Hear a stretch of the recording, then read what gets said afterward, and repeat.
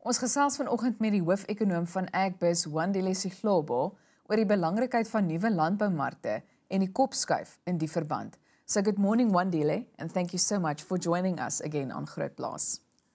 Good morning, Elsa. Thanks for having me on. Now, Wandile, you've recently stated that our government urgently needs to find new agricultural markets. Please just elaborate a little bit more. Yeah, indeed. I mean, we've been focusing on growing the agricultural sector from a production side. You think of the master plans and a number of plans before that. So we're now at a point where there is relatively a good volume of production.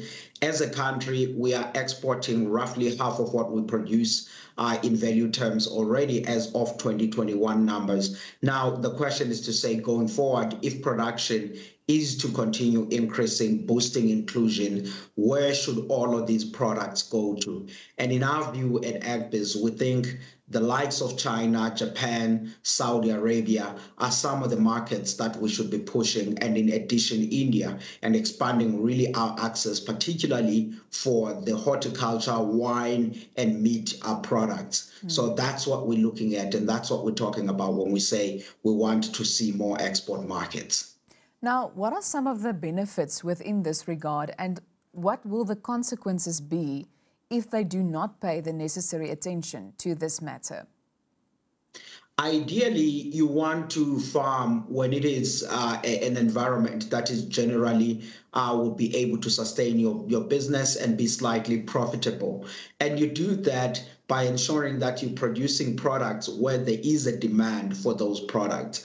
Now, if South Africa, as I was saying, is already exporting about half of what it produces in value terms in agriculture, in an event that we continue to increase production of a range of products without paying attention on opening up more export markets, obviously that increases the supply domestically, and it has consequences for prices and yet consequences for profitability and sustainability of the agricultural sector. So we want to make sure that this is a sector that remains competitive, remains growing. There's a demand for products we produce, and one of the ways of doing that then is ensuring that we're not only depending on the demand on markets where we are already present, and also the domestic one, but rather we are stretching our footprint across the globe. And then when looking at a time frame, how long do you think will this process take?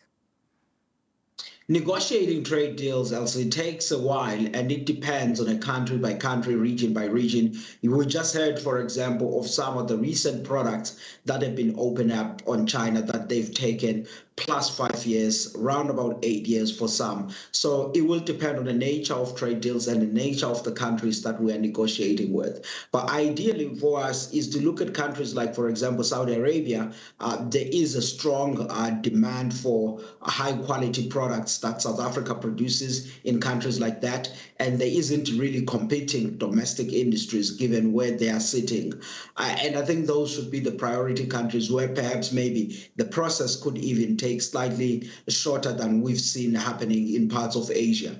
But that too, it doesn't mean that we should not push even 5 years, 3 years. It's fine with the likes of India. And so, because what we anticipate at the moment is that a large share of production will come online around about 2030 or so. So we have a shorter gap of time, which we should be utilizing efficiently. You think of the citrus industry, for example, they talk about the produce or output increasing by roughly 50% by the time we reach 2030. So it means now we do have a gap of around about 8-7 years of really making sure that we push and open up as many markets as we can to absorb all of that produce. Are you optimistic that this will eventually happen? We have no other choice but to be optimistic. We're speaking with colleagues in government. We are trying from an Agbiz side. And I think for the sustainability of the industry, these things needs to happen. So it's not really, Elsie, a matter of choice. It's just a matter of time on when are we going to see some of these opening. Of course, there are risks, because in South Africa, we are currently now promoting localization, which other countries could view our stance on localization as a way of saying we are closing up the South African market. when you're negotiating export deals with them, they also want to see some bit of reciprocity, which means that they might want to push particular products to South Africa. And let's just hope that will not be the products that we want to boost localization on. But overall, we are working and we're hoping that we achieve much of this. Now, Wandile, I would like to get to yesterday's State of the Nation address. For instance, the plans regarding cannabis and job creation. What are your thoughts? I think that's a positive one. We've been punting and writing about that.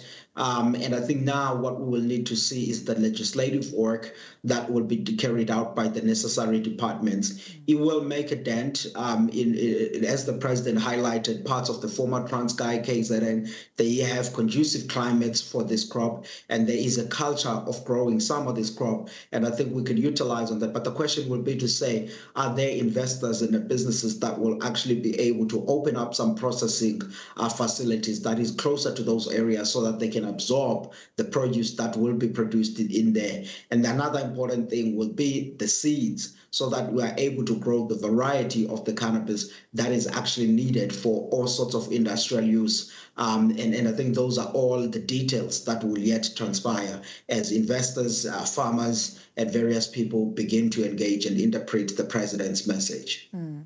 I've recently read a very informative piece written by Wandile Sihlobo, if I'm not mistaken, about social compact that's important for job creation and growth. So maybe you can just tell us a bit more about that as well. Yes, the social compact dialogue is actually what centered also the president's speech yesterday, because the view there is that we have an economy that is not growing. We have a higher unemployment in the country. The question is to say, how do you deal with that? And we cannot rely only on government doing something, because government is not there to create jobs, but rather to make the environment conducive for businesses to thrive. Again, that's the words of the president yesterday. Now, the social compact that we're writing about is to say, within agriculture, how do we structure partnerships between businesses, government, and some of the social partners on a range of products? Either it's on processing, either it's on production, or some of the other institutions, vaccine manufacturing like the OBP and the others. And this private sector does not only bring capital, but it also brings unique skills that might not be there in some of the departments. So it is in that spirit that I was arguing in the essay to say, let's look at agriculture, let's look at the South African economy and say, how do businesses and other social partners in government partner for productive business opportunities in driving the environment forward? And of course, in that process, government creating an environment and business investing and making sure that we move the country forward and we see South Africa growing and we see some bit of job creation in the process. Wandile, I've referred to wheat production and the estimate for 2021 and 22 earlier in my news bulletin, and they've quoted you as well. Wheat production is expected to increase by 3%. 100%. We're now expecting to have a wood crop the largest since about 2002. And of course, that's thanks to the good rains in the Western Cape, attractive prices, global environment is relatively solid in as far as the farmer attractive on the prices. But of course, there are challenges, Elsie. The rainfall that fell in the Western Cape, it did dent the quality to some of the other areas. But overall, we're looking to have a relatively good wood crop. I must emphasize, though, Elsie, that it doesn't mean we were out of the box of being net importers of wheat. At Agbiz, we still see imports of around about 1.5 million tons coming in this particular marketing year. That's just down slightly from what we imported last year. But overall, it's a good story, and it speaks to those favorable production conditions within the Western Cape in large part. Are there any other challenges regarding the agricultural sector at the moment?